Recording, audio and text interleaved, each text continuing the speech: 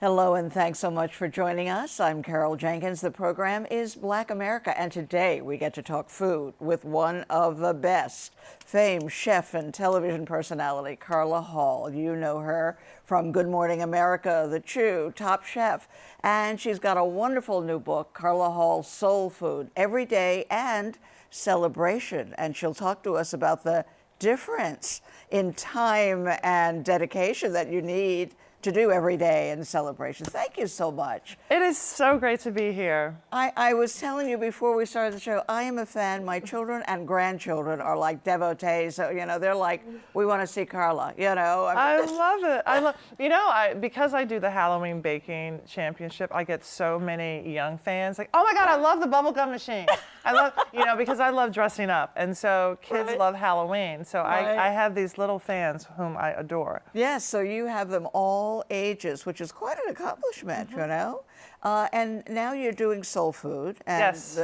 I love your distinction between Southern cooking and soul food cooking. You say it's simply black cooks. Black cooks. Black cooks. And it doesn't mean that you have to be black to do soul food. Just like I don't have to be Italian to do Italian food. I don't have to be Chinese to do Chinese food. But you have to honor where the food comes from. And without soul food, we would not have Southern or American food. That's right. That's right. So now you are from the South. Yes, Nashville, Tennessee. Nashville. Right. We always ask our guests to place themselves in Black America, not only where, but who the major influences were in your life. I think for me, my grandmother definitely was one of the major influences. Is that Granny? That's Granny. Right. So there's Granny and then there's Thelma, Grandma Thelma. Right. But one of my major influences was actually this woman who was from New York, and she was my acting teacher. I did theater from 12 to 17. And I think it was theater that helped me with coming out of my shell because I was so shy and kept me from really feeling bullied. Because in theater, they tell you, dare to be you, dare to be different. And so when people said, you're weird, I'm like, oh, thank you. Oh, that's great. And even when in Nashville, this white boy was spitting on me and throwing rocks at me. Because of your color? Because of my color, I had that escapism. I remember when I was living in Tampa and I was running with another friend. He happened to be from Grenada, so he's really brown skinned. And somebody said, niggers. And I was like, oh, why would they say that to you?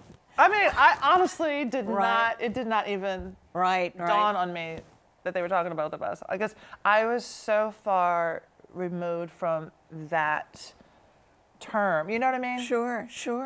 Yeah. But Nashville, Tennessee, Black family. Yes. Granny, an inspirational cook. Yes. But you say in the introduction of your book, it's so interesting that she didn't actually teach you. No.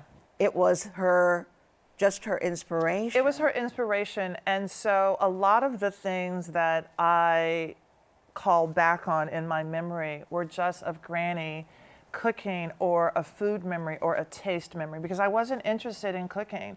I didn't really get to the kitchen until I was in my 20s.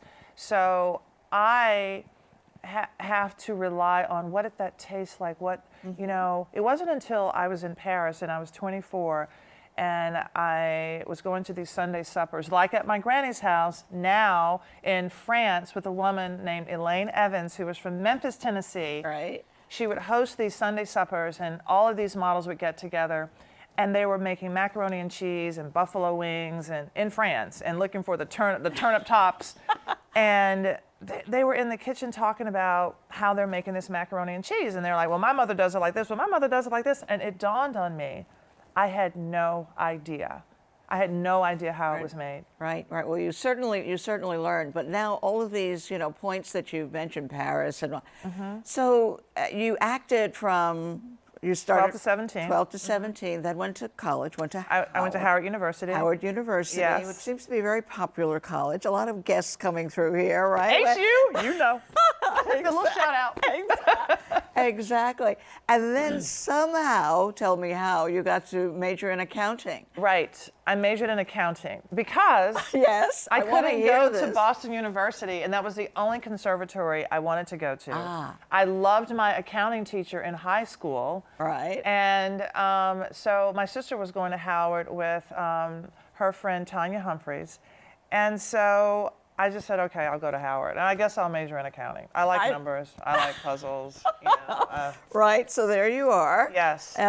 Majoring in accounting. Yes. And what I love, most people don't, put it quite this way, but then you discovered that.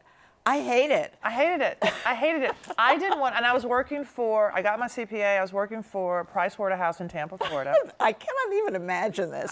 This is so hard to visualize, Carla. I want you to know. All right. Everybody says, you're at your desk. Yes, and at an audit. So, Carol, I tell you, I was in Ocala, Florida. It was 100 and some degrees, and this heat was bouncing off this I-beam that I was doing a sample audit for. And I look over and I see this auditor folding a piece of paper trying to line up the edges, what felt like a minute, but I'm sure maybe it wasn't. I was like, oh my God, that can't be me. I can't, that cannot be me. And so I tendered my resignation and I left within 2 weeks. Because the idea, I said, I don't want to be 40 and hate my job. Right. Oh my gosh.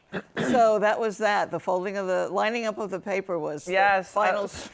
Well, we're so happy that you bailed at that minute. But then you wind up modeling in Europe and becoming a sensation there.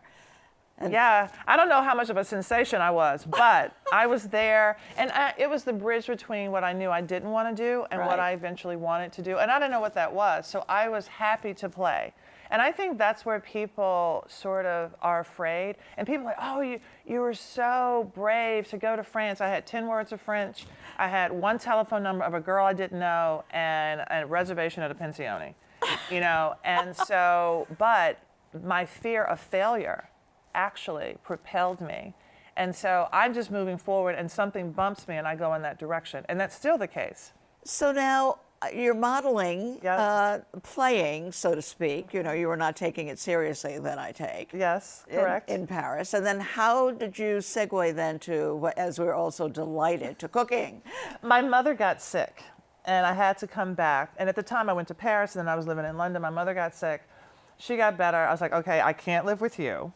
So I moved back to DC to live with my sister, and I ended up starting a lunch delivery service as a fluke. Now, in the meantime, from the time that I was in Paris until I came back, I was sort of cooking for people to allow me to stay on their couches. So I was buying cookbooks. I was, just sort of playing with recipes. And then so when I came back, I did a baby shower. I did the food for a baby shower for my sister. And one of my friends who lived in Paris couldn't come. And so I said, okay, don't worry. I'll bring some leftovers to you, no worries. She said, oh, that's great. I wish you could bring me lunch every day because there's nothing to eat around here. And she was working in a doctor's office. So the next day, I get some things together. Well, my brother-in-law had eaten all the food, so I had to make new stuff. Right. So I'm like, okay, what am I going to put it in? I put it into this picnic basket. I get to her office, and she introduces me as Carla, who has a business. Nice. Nice friend. Right. I was like, yes. And the doctor said, so what's the name of it? I looked at the picnic basket. I looked back at him without missing a beat. I said, the lunch basket.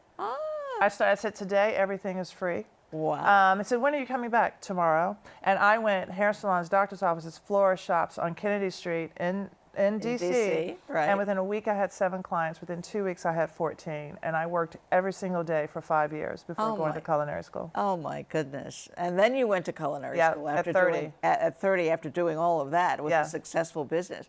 Did you think ever, well, I'm going to stay here and do this for the rest of my life? No? I didn't. It's amazing how I didn't have a plan. And I think the thing that I tell people, I don't have a goal. I've never set goals. I have set an intention. And back when I was sitting there counting I-beam, my intention was to always be happy. That's the intention. That was my intention as broad as that? Yes, to enjoy what I'm doing. So, because I believe that goals limit you. And I give the example of if you decide, okay, you want to make, I don't know, hot water cornbread. I'm just using that because I know you know what it is, being from Yes, Alabama. Alabama, right. So you're like, okay, I want to make hot water cornbread, and you're here in New York, and you can't find the white cornmeal to make that hot water cornbread, and you're going from store to store to store looking for it. Instead of saying, you know what, I want to make cornbread or something delicious. If you had said that in the beginning, then now, because you can't make hot water cornbread, now all of the options are open to you because you don't see white cornmeal, but you see yellow cornmeal. You're really, truly a philosopher at heart, right? That's I think so. That's what you probably. are. Nobody's ever told me that, and I'm going to take it. Thank you, Carol Jenkins. Really, I love that. I love that. So, well, anyway, you came to a point where going to school seemed like the next step. Yeah, I had gotten the experience, and now I wanted to put the theory on top of that. Right. You know, and it was amazing. And then I started working in restaurants. I started working in restaurants, and then I left there and I started catering. And then Top Chef? Top Chef came 14 years later. And I think it's so funny when people think, oh, I want to do what you did, and I want to be on television. I was 44 when I did Top Chef. And you had spent 14 years working in restaurants, right? Well, restaurants and then catering. I only did 2 years in restaurants. 2 years in restaurant, but 14 years. Yeah, so 12 years in catering. Yeah, by the time Top Chef comes around, you're a seasoned. So talk to me about, I know your book, and I want to talk about the book, is soul food, but you were not being taught soul food. No. All right. I went to a French cooking school. I was running so far away from soul food that I could get. And I didn't want to be pigeonholed. I didn't want to be that black cook in a bandana making fried chicken. So that was the last thing that I wanted to do. Right. As a matter of fact, I was working for TV1, and I used to do their budget meetings, and I had somebody go and do the food, to deliver the food that day. And they were like, okay, what's for lunch, Donna? And she says, we have fried chicken. They were like, wait, what? Fried chicken? Carla made fried chicken. It was almost like a telephone game. Carla made fried chicken. Carla made fried chicken. Carla made fried chicken. You know, that was going down the hallways because I would not make it. Right. And I made that very clear with my clients. And so I made fried chicken. I started doing fried fish and other things like that. And they were like, wow. So, but it wasn't until I did Top Chef that I was so freaking stressed out that I started making the food that was comforting me. Now we're going back to my granny Sunday suppers. Right. We're going back to when I was in France, you know, with the models, those Sunday brunches. And now I'm doing it again. And I realized this is my go-to. And people saw that I was the one who made comfort food. Huh.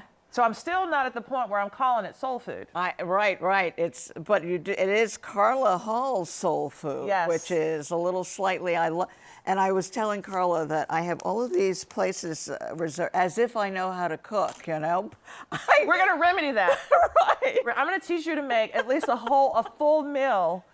Okay, great. And you promised to come and do biscuits with the kids, We're right? going to have biscuit time. Right. So now what I love about this is I have the sweet potatoes, the deviled eggs, the okra, the grits, the souffle. Tell us about souffle grits. So the grit souffle, my grandmother called it glorified grits.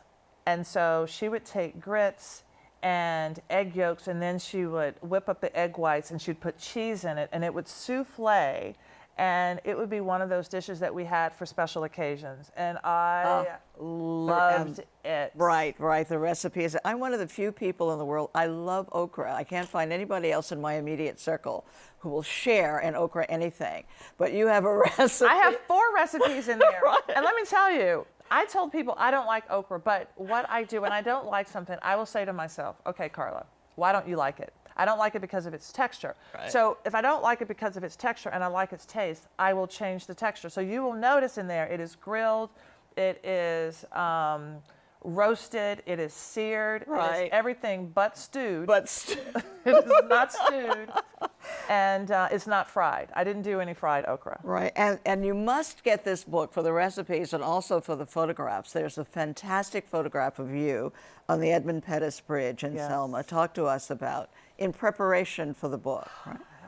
I did this tour through the South. I wanted to go back to the South with the intention of looking at our foodways and talking to black farmers and just having that black experience. And of course we had to stop in Selma and walk across the bridge. I didn't know what to expect. My parents have talked about, being in Alabama, walking across the bridge. My mother went to boarding school in Camden, Alabama. And I am walking across that bridge, and even every time I talk about it, I just have this feeling, and all of the pain and sorrow as I am going over the bridge, and just the injustice, that's what I'm feeling. Because in the meantime, Gabriella Stabile, who's the photographer, is taking pictures of me. My co-author, Genevieve Coe, is saying, what are you feeling? So that she can document this in written form. And just the injustice, and how all my life I have felt for the underdog. My entire life, I've always wanted to fight for the underdog. And I'm crying, and then the sun is setting. I get to the top of the bridge, and I sat there for a few minutes, and then I start walking on the other side, where I felt empowered, because I said, I'm going to take everything that I am feeling on this bridge, everything that everybody who has walked this bridge for justice, for equality, and do something with it. And I think for me, this book is the most truthful book that I have ever written. And it's so powerful. You feel it, and you feel that the food, the recipes really are about putting something on the table, but they're also about putting something in your soul. Yes. And honoring our history and being proud of it, and really and honoring how much we have done for this country, even if we have not been acknowledged. But we need to know that. Right. And you do dedicate the book to your ancestors. Yeah. Right. And you do a lot of work with young people, because your trajectory was not just this straight shot up to grand success that you have, but you, from the accounting desk to Paris and then some failures along the way. Yeah. And people, especially young people, have a hard time dealing with failure. Yeah, I think that people think that they're going to decide what they want to do, and everything's going to be perfect. And they're going to get a grade, like they can take a class in school and get an A. Life is not like that. Life gives you the lessons that you need. And when I got the Chew, I thought I was going to be fired. For 2 seasons, I thought I was going to be fired. And then 7 seasons later, I was there. But a few Emmys later. And right? Emmys later, I had a restaurant that failed. I planned that restaurant for 2.5 years, and it's very public. And it lasted only a year. And people come up to me like, okay, so your restaurant failed, and now the Chew is off the air. So what are you thinking right now? I'm like, I learned a lesson. You cannot shame me. People will try to shame you. Right. But I do know that with all of these experiences, I do know that everything that has happened to me is so that I can move to the next level. And I knew that when I got the Chew, I said to myself, oh my gosh, I can't believe that I got this show within 6 days of actually being with doing a chemistry test. And all of a sudden I'm on the show on ABC. And I said, okay, Spirit, why am I doing this show? And the answer that comes back is authenticity. So the thing that I can tell young people, the way that I am on television is the way that I am in person. As I can attest to. We didn't know what to expect when you came in, but you know who arrived? Carla Hall. Yeah. And I do want to tell you, we did here at Black America a documentary on the Smithsonian, the African American Museum, and you were very influential in creating the restaurant there and the preservation of our recipes. Well, I am the culinary ambassador, but it was Dr. Jessica B. Harris who did the menus and set up those different stations where people could see. So it's the Western Range, it's the Creole Coast, it is the North and the Agrarian South, to show how African Americans have had an influence in all of these different areas. And people only think of the South.